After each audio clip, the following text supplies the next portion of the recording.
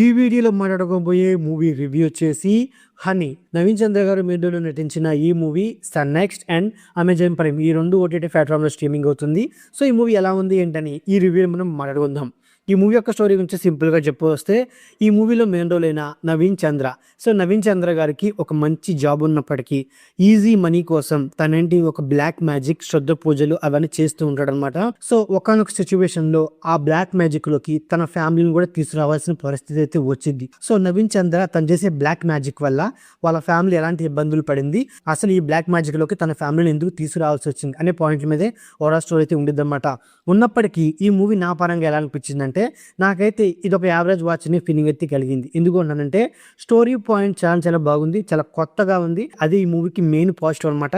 దాని తర్వాత ఈ మూవీలో నవీన్ చంద్ర గారి కూతురైన ఒక చిన్నపిల్ల క్యారెక్టర్ నన్ను చాలా బాగా నచ్చింది. ఆ క్యారెక్టర్ యొక్క పర్ఫార్మెన్స్ అండ్ అలాగే ఆ క్యారెక్టర్ యొక్క క్యూట్నెస్ ఈ మూవీకి మెయిన్ పాజిటివ్ అనమాట. ఎందుకంటే ఓవరాల్ మూవీ మొత్తం ఆ చిన్నపిల్ల క్యారెక్టర్ మీద వెళ్ళిపోతుంది. తన పర్ఫార్మెన్స్ డీసెంట్గా ఉండడం వల్ల మూవీ అనేది ఎంతో కొంత ఎంగేజ్గా ఉందని చెప్పుకోవచ్చు అనమాట. ఇక మ్యూజిక్ అనమాట, ఈ మూవీ స్టార్టింగ్ నుంచి ఎండింగ్ వరకు బ్యాక్గ్రౌండ్ స్కోర్ అనేది చాలా బాగా ఇచ్చారు. కొన్ని సీన్స్ లో ఆ సస్పెన్స్ అండ్ అలాగే ఆ ఫియర్, ఆ ఎమోషన్ వర్కౌట్ అవడానికి బ్యాక్గ్రౌండ్ స్కోర్ అనేది చాలా బాగా వర్కౌట్ అయింది. ఒక్క సాంగ్ కూడా చాలా చాలా బాగుందన్నమాట. అండ్ అలాగే ఈ మూవీ యొక్క ఫస్ట్ హాఫ్ ఎంతో కొంత బాగుంది, సెకండ్ హాఫ్ అనేది నాకు సోగా అనిపించింది. ఇక మిగతా పాయింట్ విషయానికి వస్తే, స్టోరీ పాయింట్ ఎంత బాగున్నప్పటికీ దాని ఎగ్జిక్యూషన్ అనేది అంత ప్రాపర్గా తెలియదు అనమాట. అంతేకాకుండా ఈ మూవీ క్లైమాక్స్ ని వేరే లెవెల్లో ట్రై చేసి ఉంటే బాగుండేది. ఏదో సోగా ఎండ్ చేసిన ఫీలింగ్ అయితే కలిగింది. అంతేకాకుండా ఈ మూవీలో నవీన్ చంద్ర, దివ్య పిల్లై అండ్ అలాగే ఆ చిన్నపిల్ల క్యారెక్టర్, ఆ క్యారెక్టర్లకి స్కోప్ అయితే ఉందన్నమాట.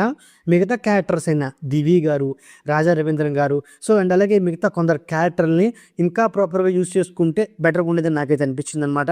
అంతేకాకుండా ఈ మూవీలో మెయిన్ ఏంటంటే శ్రద్ధ పూజలు. అంటే అసలు ఒక బ్లాక్ మ్యాజిక్ ఏంటి, ఆ బ్లాక్ మ్యాజిక్ మీద మన హీరోకి ఎందుకు ఇంట్రెస్ట్ వచ్చింది, అండ్ అలాగే ఆ బ్లాక్ మ్యాజిక్ చేసి వాళ్ళు ఎలా డబ్బులు సంపాదిస్తున్నారు, అసలు ఈ బ్లాక్ మ్యాజిక్ వెనకాల ఉన్న రహస్యాలు కానీ, లేకపోతే కొన్ని ఇంట్రెస్టింగ్ పాయింట్లు కానీ, ఇలాంటి పాయింట్లని ఇన్ డీటెయిల్గా చెప్పలేకపోయారని చెప్పుకోవచ్చు అన్నమాట. అంతేకాకుండా ఈ మూవీలో బ్లాక్ మ్యాజిక్ అంటే ఆ పిల్లిని తీసుకురావడం, ఆ పిల్లిని చంపడం, సో ఇలాంటి కొన్ని పాయింట్లు అనేవి ఓకే అయినప్పటికీ, బట్ ఏంటి, సో ఈ బ్లాక్ మ్యాజిక్ని ఈ కాలంలో నమ్మే వ్యక్తులు ఎవరున్నారు, వాళ్ళు ఎందుకు ఈ బ్లాక్ మ్యాజిక్ని నమ్మాలి, సో ఇలాంటి పాయింట్లు కూడా ఏమన్నా చూపించుంటే బెటర్గా ఉండేదని నాకైతే అనిపించింది అనమాట. అంతేకాకుండా ఈ మూవీ యొక్క ఫస్ట్ హాఫ్ అలాగే సెకండ్ హాఫ్ విషయానికి వస్తే, మెయిన్గా ఫస్ట్ హాఫే చాలా బాగా ఎంగేజ్ చేసింది. ఎందుకంటే ఈ మూవీని స్టార్ట్ చేసిన విధానం, దీని తర్వాత బ్లాక్ మ్యాజిక్లోకి హీరో ఫ్యామిలీ కూడా తీసుకురావడం, సో ఇలాంటి పాయింట్లు ఇంట్రెస్టింగ్ ఉంటాయి అనమాట. ఇంటర్వెల్ పోర్షన్ కూడా చాలా సస్పెన్సివ్గా ఇంట్రెస్టింగ్గా తీసుకువెళ్ళారు. దాని తర్వాత మూవీ అనేది అంత ఇంట్రెస్టింగ్గా తీసుకువెళ్ళారు అనమాట. ఎందుకంటే దివి క్యారెక్టర్ పరిచయం అవ్వడం అండ్ అలాగే ఈ మూవీలో చిన్నపిల్ల క్యారెక్టర్కి సో తనలాగే ఉండే ఒక వేరే పర్సన్తో తను మాట్లాడుతూ ఉండడం, క్లైమాక్స్ పోర్షన్లో సో దివ్య పిల్లై తను చేసిన కొన్ని పనులు, సో ఇవన్నీ అంత రియాలిటీ గాను అంత కన్వీనియన్స్గా ఉండవు అనమాట. మెయిన్గా ఏంటంటే ఒకనొక సిచ్యువేషన్లో రాజా రవీంద్రన్ క్యారెక్టర్ని, దివి క్యారెక్టర్ని ఎందుకు పెట్టారని ఒక డౌట్ కూడా వచ్చింది అనమాట. అండ్ అలాగే ఆశ్రమంలో ఉన్న క్యారెక్టర్ని ఇంకా ప్రాపర్గా యూస్ చేసుకుంటే బెటర్గా ఉండేది. అసలు ఆ క్యారెక్టర్ వీళ్ళు ఎందుకు ఎత్తుక్కుంటూ వస్తున్నాడు, ఈ పాయింట్ కూడా అంత బలంగా ఉండదన్నమాట. సో ఇలాంటి కొన్ని పాయింట్ని ఇంకాస్త బలంగా తీసుంటే మూవీ అనేది వేరే లెవెల్లో వర్కౌట్ అయ్యేదని ఫీలింగ్ అయితే కలిగింది. ఈ మూవీ డైరెక్టర్ అయిన కరుణ్ కుమార్ గారు. సో కరుణ్ కుమార్ గారు తీసుకున్న స్టోరీ పాయింట్ అండ్ అలాగే ఆ పాయింట్ కోసం ఆయన పడ్డ కష్టం కనబడుతుంది అనమాట. ఎందుకంటే ఆ స్టోరీ పాయింట్లో అంత కొత్తదనం ఉంది.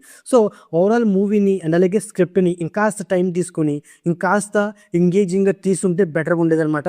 బట్ మూవీని ఏదో సో ఫాస్ట్గాను ఏదో అలా తీసుకెళ్ళిపోయిన ఫీలింగ్ అయితే కలిగింది.